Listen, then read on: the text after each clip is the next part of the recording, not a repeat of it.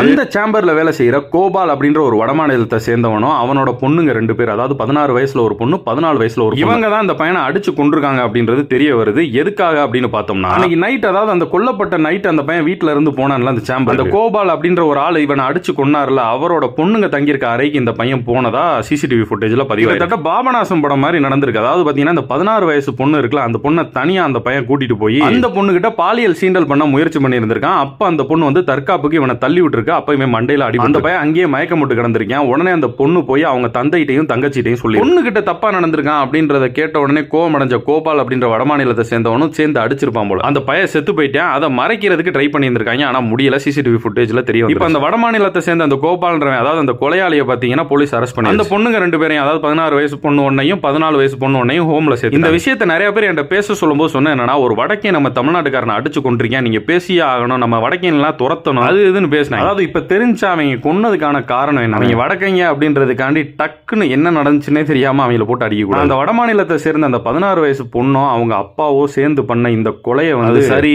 தப்பு அப்படின்னு நான் சொல்ல வரல. ஆனா அது தற்காப்புக்கு நடந்த கொலை. ஆனா இதை இன பிரச்சனையா கொண்டு போக, பொண்ணை ஒருத்தன் தொட்டுட்டான்னா அப்பாவுக்கு வந்த கோவத்தால நடந்த ஒரு கொலை.